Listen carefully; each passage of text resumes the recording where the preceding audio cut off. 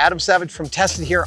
I'm standing on the set of the new Ghostbusters film, and it is, in many ways, a very real set with signs that have been painted and a house and barn that didn't exist 6 months ago. But it's a Ghostbusters film, so you know there's going to be really intense and beautiful visual effects.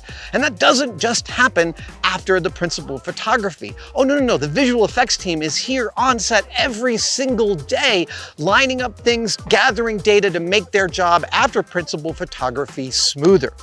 How does all that go? Well, we're going to talk to visual effects supervisor Alessandro about the process. What is your role here on the production? Your visual effects. Exactly. Okay, but there's not a lot of practical effects on set today. And your job is going to encompass months between now and the release. Tell me how that works. What are you doing on set right now? Well, on set, we're always on set because there's always something that comes up. On a day like today, everything is practical. We have a beautiful set built by Francois. But down there's supposed to be a mountain.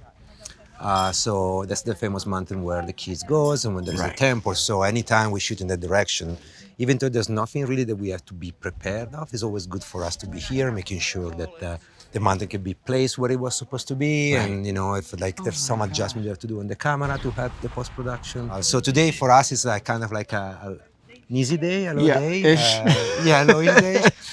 So it's always nice to be around because, doing visual effects is part of the storytelling as well. And then knowing exactly what's going on and seeing how the scene was shot is very helpful for me and for the team. Right.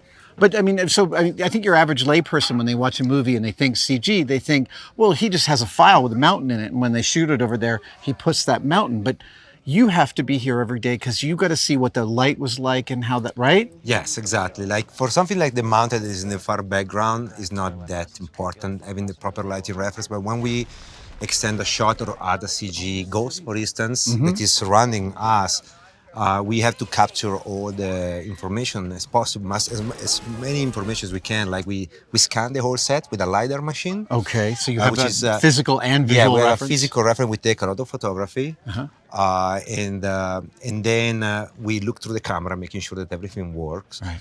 And then we capture the lighting reference. For instance, for one of the ghosts, for Mancher, Rana is not with us, he's with second unit, but we also have a sample of the skin, and we move the skin in the light to kind of see how it responds. And then what we do, and it's something very funny, today you don't have the pleasure to see that, but by the end we always call for balls and chart. And one of our guys, Wyatt, he usually step into frame with his stick with a gray ball and a chrome ball. I've been on set with the balls. And they play the music as well. For oh, nice. Yeah, so it's a moment that everyone loves, balls and charts. So we step in and so we capture as much reference as we can. Some days it's easier than others. Sometimes you just gotta shoot and, without worrying too much and capturing because, the day you're running out of light. But we always try to be as prepared as possible. Well, I'd imagine you have to capture even more than everything you can think of because everything you're capturing, it's like institutional knowledge based on not having the right thing on another job. Yes. Right? Like all this information is hard won. Yeah, exactly. And we always try to cover ourselves as much as we can. Sometimes even when it's not needed, it's always good to protect themselves for later. This film goes in post-production. You start putting the pieces together, in particular when there's visual effects involved. You realize that maybe you're missing a shot or you're missing something. You may be asked to construct a shot from scratch. You may be asked. I don't think for this film is the case because Jason has a real vision and he knows what he's doing and we're all there and we all see. And sometimes as a collaboration, we realize we might need a shot, we might need this other insert, but it's always better be safe than sorry, like we said. Sure. So we always have to be prepared in case to create that extra shot that was missing to help the scene coming together. So that's why we're always around. What do you get? I'm wondering if you sometimes get jealous of the practical crew. Like they get to wrap this set and go away and you got to live, eat, sleep and breathe this for another several months. That's another thing that me and my producer, Kerry Joseph, we're always discussing about it or making jokes is that, everyone, the crew, they do their job. Principal photography wrap, everyone pack their bag, they move on to the next one. Yeah. And that's where we started, the post-production starts. And then we're there picking up all the pieces that we left behind. Yeah. And that's something that, to be honest, can go out of control. That's why it's important, our presence on set. Right. Making sure that, you you're prepared for every possible scenario to minimize also the extra cost. And everything has a cost, so it's Everything. You have to be. Yeah, I mean, I would imagine sometimes there are directors who like to make decisions very late in the process, Yeah. or there are changes happening really late, and you have to be able to accommodate that, right? That's very bad, I have to say.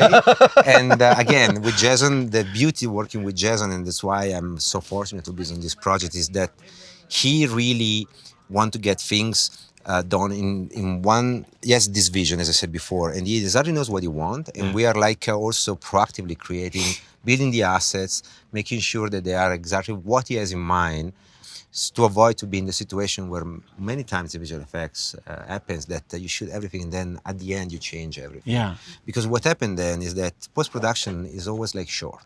Can be like as short as 4 months, 6 months if you're lucky.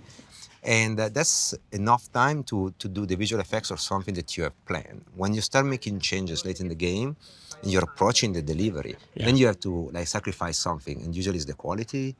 And then you get like, oh, the CGI is going bad now. Well, Oh, it's because we because couldn't render as high enough. yeah, it's because yeah, the way that the filmmaking happening now, Well, so that's a question I have about that. The original visual effects for Ghostbusters, they aren't necessarily the most advanced visual effects, and sometimes we can see some things, compositing artifacts and stuff. But I'm wondering if you're trying to hold to a look that will feel like it holds to the original in some way. How are you addressing the old effects versus the new Well, ones? that's an interesting question because some kind of the mandate that we had from very early on from Jason is that he want to have the as you've seen and as you can see now is really a love letter to the 1984 film. Totally. In many aspects. And when it comes to visual effects, he really want to embrace that look. We have used puppets, and it's very rare that nowadays you use puppets. And we're trying to not to go to sci-fi and try to maintain that optical look that was back in the days. Do you go back and read the old Cinefex issues of course. I had the old Cinefex from the 1984. Now, where it's gonna get a little bit complicated is when you need to give a little bit of a 2020 look. Sure. So we don't wanna go too much into 1984 look. And because nowadays the audience is so used to see visual effects and they're used to see super realistic work. Yeah. So our work have to have that taste of 1984, but with a 2020 twist. Well, let's remove the optical compositor artifacts. Right. Well, we might try to introduce some of that, but kind of fine tune it in a way that has a little bit of like a modern look to it. That is the beauty of this project is not like the usual, it's visual effect. Like look at this location. You could do everything on green screen. Right. Why you want to build this beautiful like the farm and everything when you can put a green screen and then doing digitally? Well, because there are two reasons. One is because it's always different. You feel it when it's like when it's photographed in the camera, you feel the difference. Yeah. And for the audience and for the cast and the actors, it puts them in the room. They put them in the room. Mm-hmm. They put them with the physical object and they interact with the physical object. And that's, I think, is something pretty unique on this film.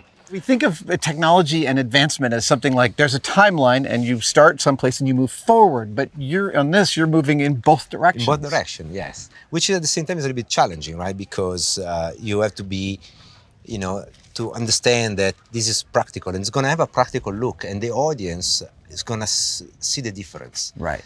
And I think... you have to, because as I said before, nowadays like the creature and CG is like hyper realistic and it kind of goes and people kind of like embrace that. And now when you see something practical like this puppet that is like let's call it animatronic, he reads as such, but it works for this film. It works for that scene because it's definitely just like a postcard from the past. Yeah.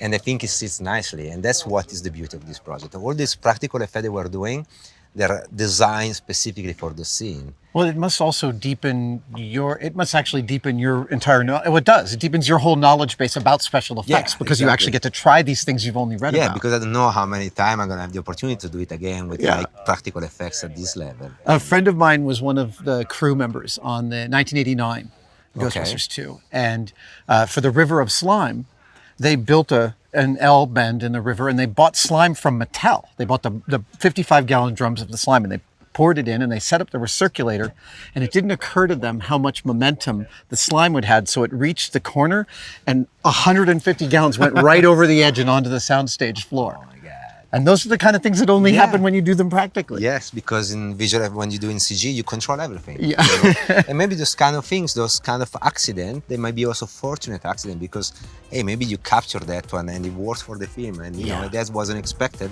but it happens and we love it. And I think that's again, is like bring back some of the magic. I think That's awesome. Alessandro, thank you so much. Thank I you very appreciate much it. for like talking to me. Absolutely. Thank you guys.